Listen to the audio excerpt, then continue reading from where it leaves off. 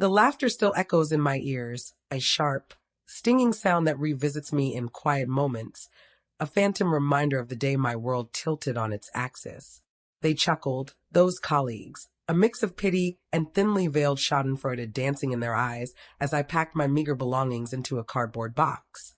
Downsizing, the email had coldly stated, a single word that obliterated years of dedication. Late nights fueled by lukewarm coffee and the quiet satisfaction of a job well done.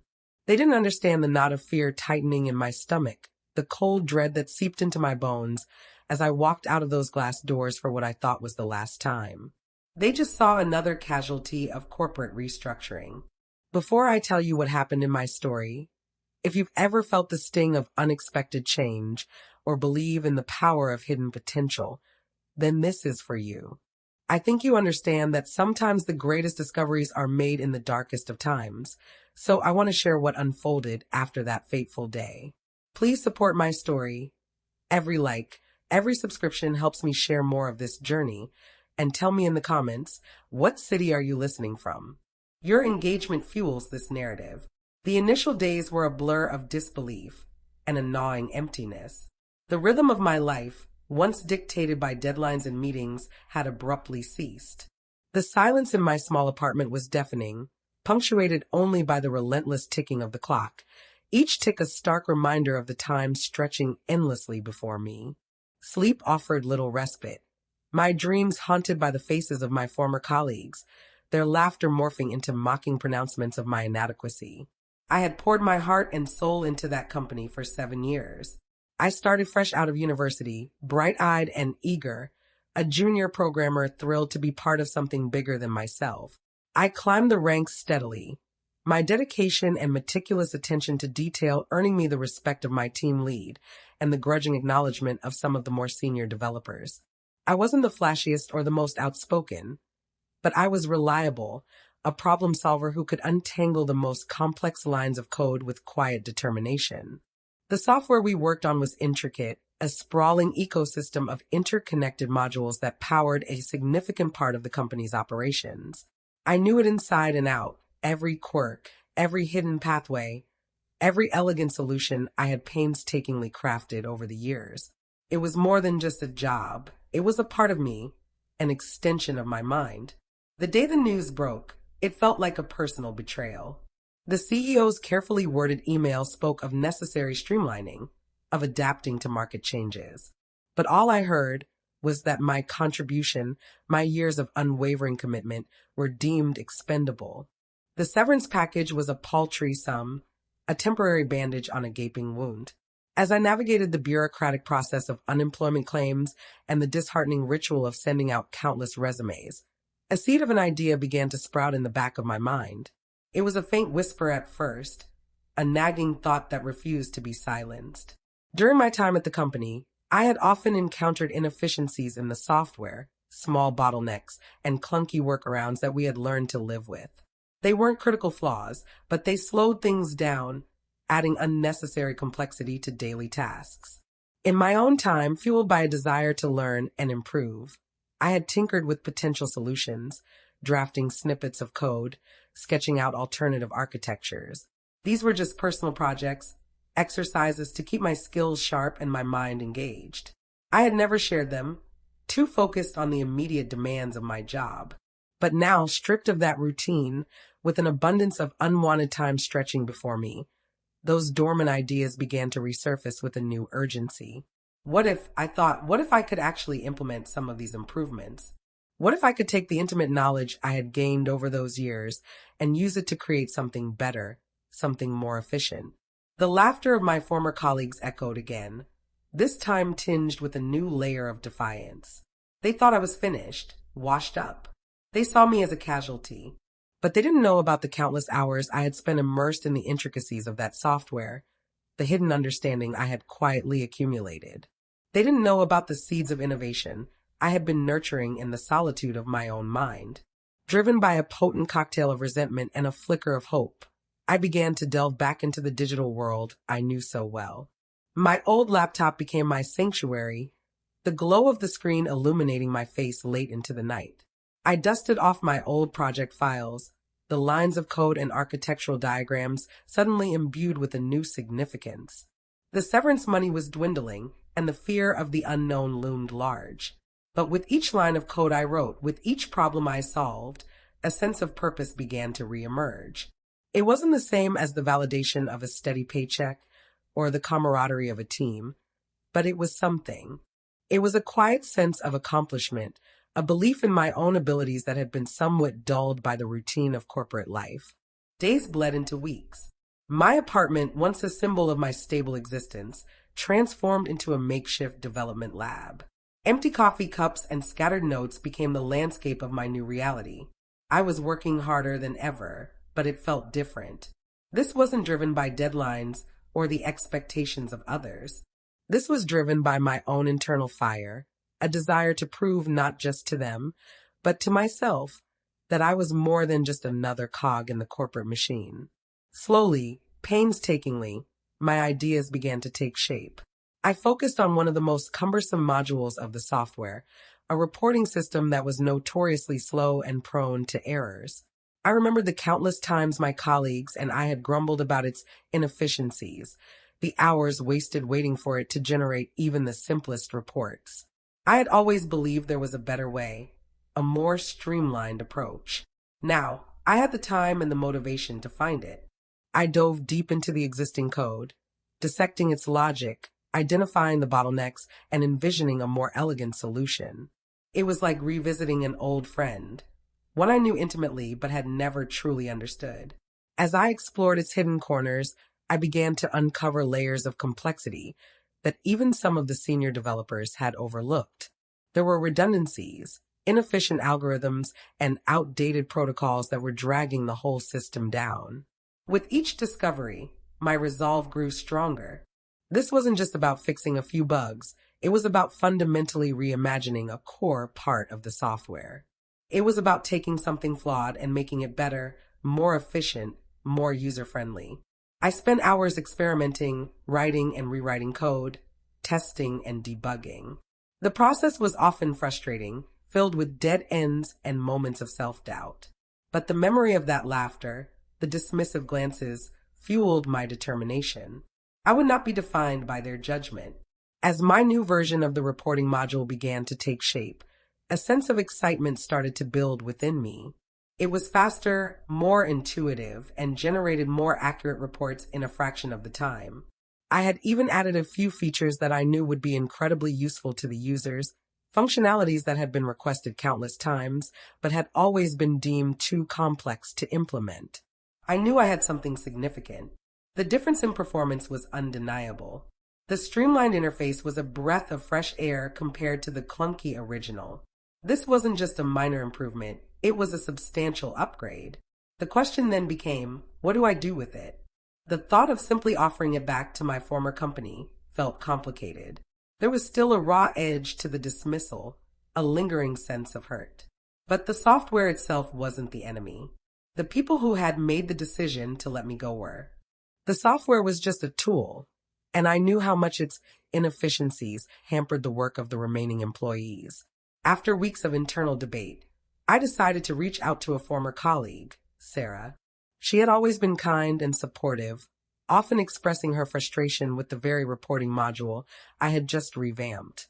I trusted her judgment and knew she would appreciate the potential of my work.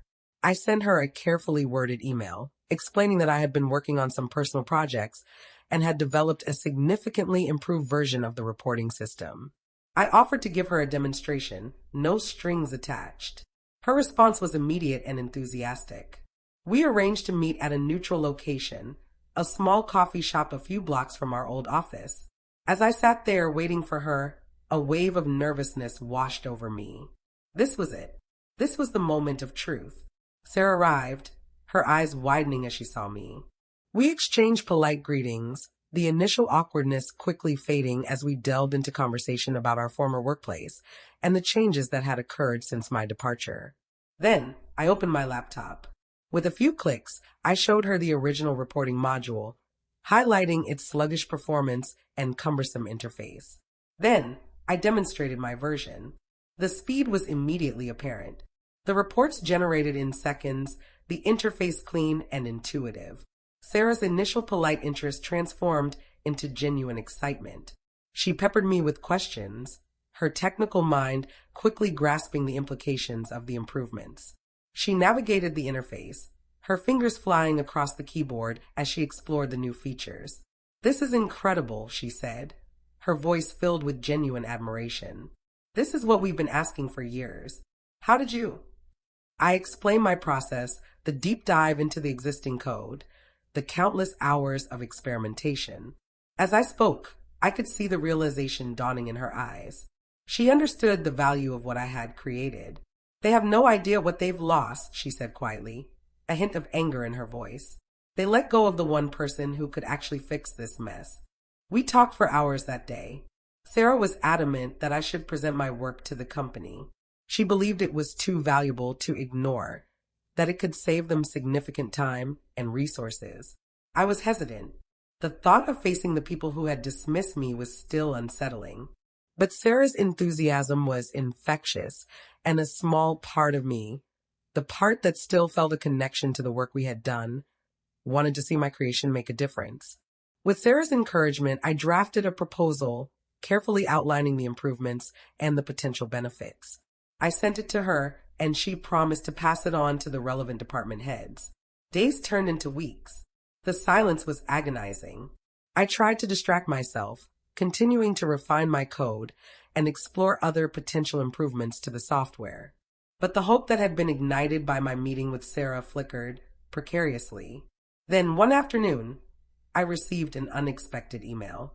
It was from the head of the IT department, a man who had always been somewhat aloof and distant during my time at the company. His email was brief and to the point. He had reviewed my proposal and was interested in seeing a live demonstration. A wave of nervous anticipation washed over me. This was it. This was my chance. The meeting was scheduled for the following week.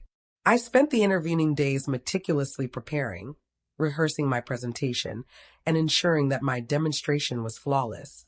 The day of the meeting arrived, and I walked back into the familiar office building, a strange mix of emotions swirling within me.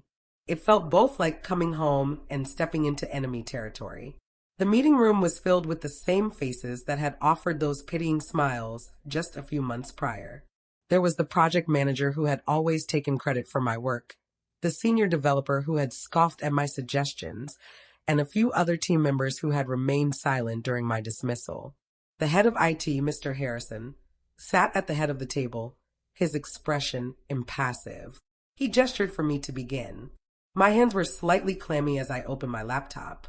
I started by briefly outlining the problems with the existing reporting module, using data and statistics I had meticulously gathered over the years.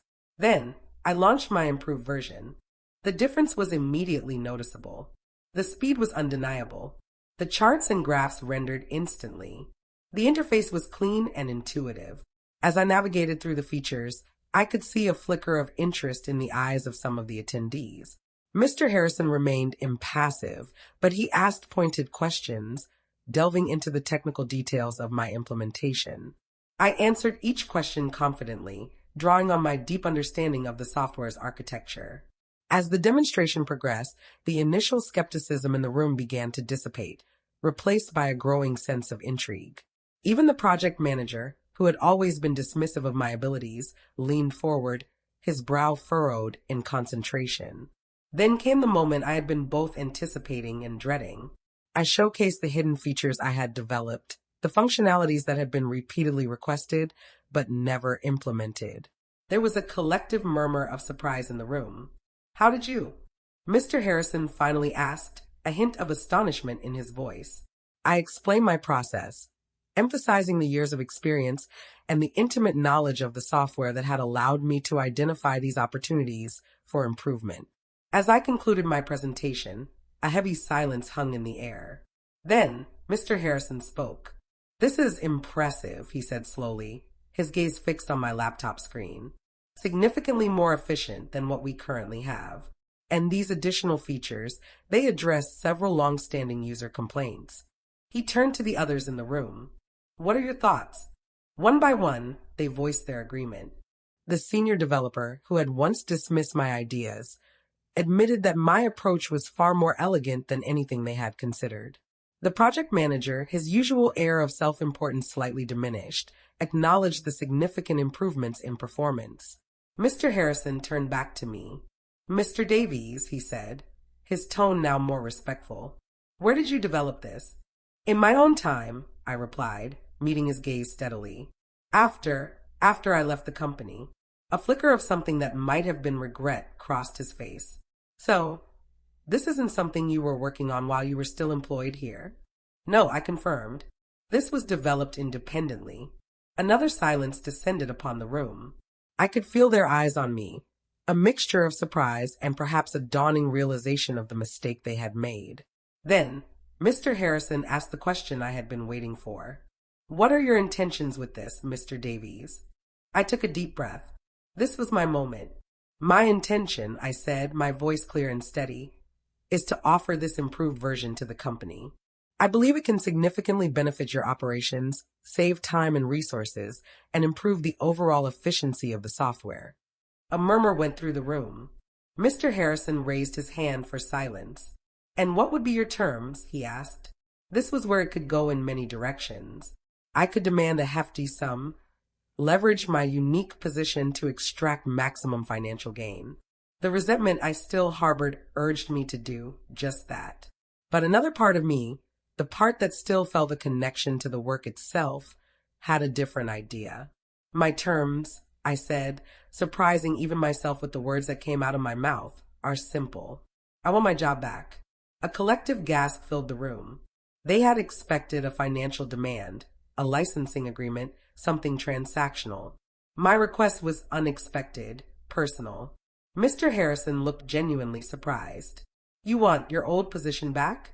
"Yes," I confirmed. "I know this software inside and out. I dedicated years of my life to this company.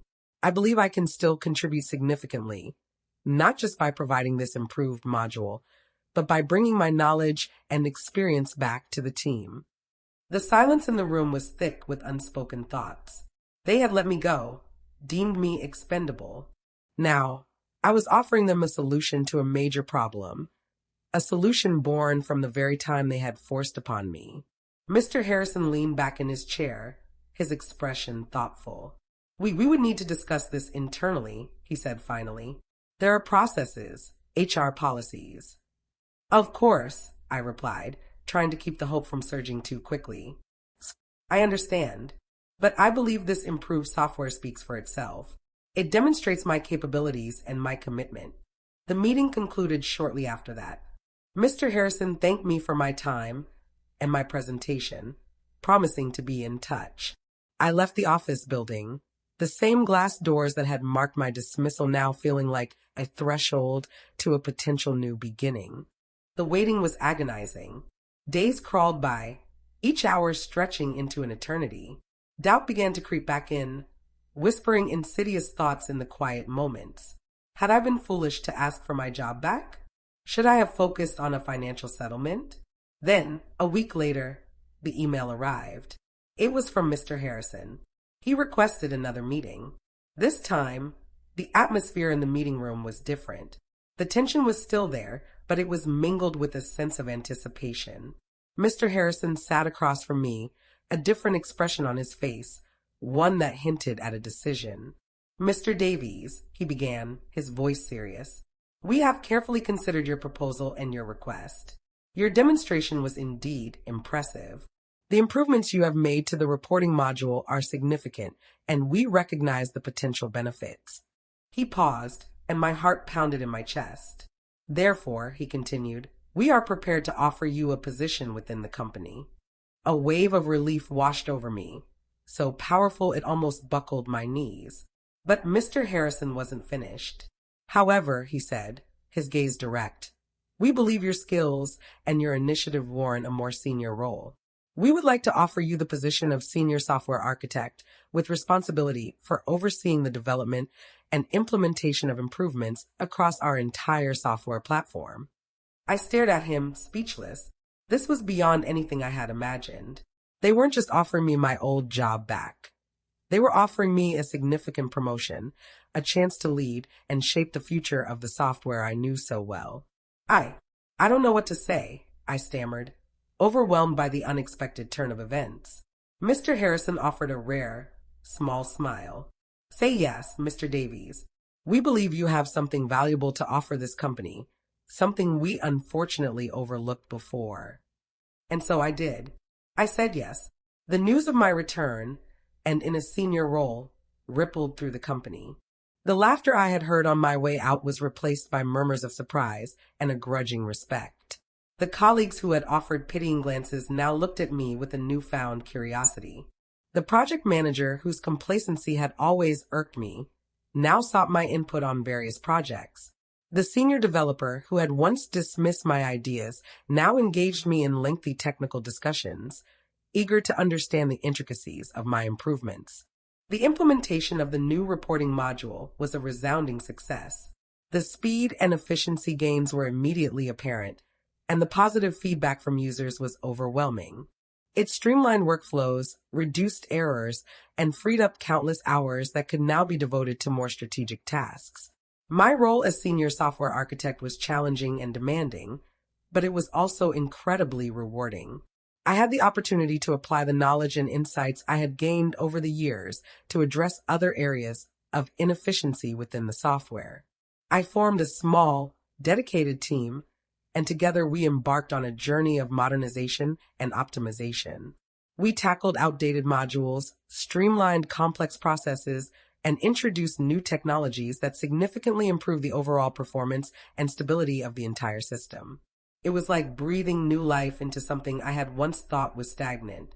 The initial resentment I had felt towards the company began to fade, replaced by a sense of purpose and a quiet satisfaction in the impact of my work.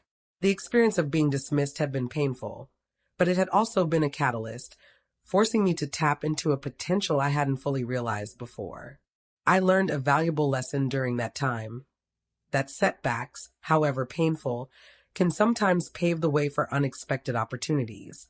The laughter of those colleagues, initially a source of humiliation, had ultimately become a strange kind of motivation, a reminder of what I had overcome. Life wasn't without its challenges. There were still internal politics to navigate, resistance to change from some quarters, and the constant pressure to deliver results. But I approached these challenges with a newfound confidence, knowing that I had already faced a significant setback and emerged stronger. My team thrived under my leadership. I fostered a collaborative environment, encouraging open communication and valuing every member's contribution. I remembered how it felt to have my ideas dismissed and made a conscious effort to ensure that everyone on my team felt heard and respected. We celebrated our successes, learned from our failures, and grew together as a unit. The atmosphere in our department was a far cry from the often stifling environment I had experienced in my earlier years at the company. As time went on, the story of my dismissal and subsequent return became something of a legend within the company. It was a reminder that talent and potential can sometimes be overlooked, and that unexpected turns of events can lead to remarkable outcomes. I often thought about those colleagues who had laughed that day. I wondered if they ever reflected on their reaction, if they ever realized the misjudgment they had made. I didn't harbor any ill will towards them anymore. In a strange way, their dismissal had set me on a path I might never have otherwise discovered. My work extended beyond just fixing existing problems. I began to champion innovation, encouraging the exploration of new technologies and approaches. I implemented training programs to upskill the existing development team and fostered a culture of continuous learning. The software, once a source of frustration for many, gradually transformed into a more efficient and reliable tool. The company's overall productivity increased, and the positive impact on the bottom line became undeniable. Mr. Harrison, who had initially been somewhat reserved, became a strong advocate for my work. He recognized the value I brought to the company and provided me with the resources and support I needed to drive further innovation. I found a new sense of fulfillment in my work, a deeper understanding of my own capabilities, and a quiet confidence that had been absent before. The experience of losing my job, while initially devastating, had ultimately been a catalyst for significant personal and professional growth. It taught me the importance of resilience, the power of perseverance, and the hidden potential that can lie dormant until circumstances force us to unearth it. It also taught me that sometimes the greatest triumphs can arise from the most unexpected setbacks. Years passed. The company continued to evolve, and so did my role. I took on even greater responsibilities, leading larger teams and spearheading major technological initiatives. The software platform I had once toiled on as a junior programmer became a testament to the transformative power of innovation and the importance of recognizing and nurturing talent. I never forgot the sting of that laughter, but it no longer held any power over me. It had become a distant memory, a reminder of a difficult chapter that had ultimately led to a far more fulfilling and impactful journey. The hidden potential within the software, the inefficiencies that others had overlooked, had become the very foundation of my resurgence. It was a testament to the value of deep understanding, meticulous attention to detail, and the unwavering belief in the possibility of improvement. And so my story continued, not as a tale of dismissal and defeat, but as a narrative of unexpected opportunity, hidden potential revealed, and the sweet taste of proving them wrong. The laughter had faded, replaced by the quiet satisfaction of knowing what was truly hidden within the software and within myself. My days were filled with the challenges of leading a large technology team, strategizing future developments, and ensuring the continued innovation of our core software platform. The initial focus on the reporting module had expanded to encompass every aspect of the system, from database optimization to user interface design. I made it a point to foster a culture of open communication and collaboration within my teams. I remember the feeling of having my ideas dismissed and was determined to create an environment where every voice was heard and valued. We held regular brainstorming sessions, encouraged experimentation, and celebrated both individual and team achievements. One of the key initiatives I championed was the implementation of a continuous improvement program. We established metrics to track the performance and efficiency of various software modules, regularly analyzed the data, and proactively identified areas for optimization. This data-driven approach allowed us to make informed decisions and ensure that our efforts were focused on the areas that would yield the greatest impact. I also invested heavily in the professional development of my team members. I organized training workshops, encouraged participation in industry conferences, and created mentorship opportunities. I believe that by empowering my team to grow and expand their skills, we could collectively achieve even greater things. The company culture began to shift, albeit gradually. The success of our technological improvements had a ripple effect, fostering a greater appreciation for innovation and a willingness to embrace change. The old ways of doing things were increasingly challenged, and a new spirit of progress began to take hold. I found myself becoming a mentor to younger developers, sharing my experiences and offering guidance. I told them about the importance of perseverance, the value of deep technical understanding, and the potential for unexpected opportunities to arise from challenging circumstances. The memory of my dismissal, while no longer painful, served as a constant reminder of the importance of humility and the need to always be open to new perspectives. I made a conscious effort to listen to everyone, regardless of their position or experience level, knowing that valuable insights could come from anywhere. One day, I was approached by Sarah, the former colleague who had initially encouraged me to present my improved reporting module. She was now a senior project manager and a key ally in driving our technological advancements. "You know," she said, smiling, "sometimes I still think about that day you left. They really had no idea what they were letting go of." "We all make mistakes," I replied, returning her smile. "The important thing is to learn from them." "They certainly learn," she chuckled. "You've completely transformed things here. It's like a different company." Her words were gratifying, a validation of the hard work and dedication that my team and I had poured into the company. It wasn't just about proving them wrong anymore. It was about making a real and lasting impact. As the years continued to pass, the software platform evolved into a state-of-the-art system, a key competitive advantage for the company. It was efficient, reliable, and constantly being improved and updated with new features and functionalities. I often looked back at the journey, from the depths of unemployment and the sting of dismissal to leading a transformative technological revolution within the same company. It was a testament to the unpredictable nature of life and the power of turning adversity into opportunity. The laughter I had once dreaded had long since faded, replaced by the quiet hum of innovation and the collective sense of accomplishment within my team. The hidden potential within the software had been unlocked, and in the process, so had my own. My story became a part of the company's narrative, a reminder that even in the face of setbacks, resilience and ingenuity can lead to unexpected triumphs. It was a story I occasionally shared with new employees, a testament to the fact that sometimes the greatest discoveries are made when we are forced to look beyond the obvious and delve into what lies beneath the surface.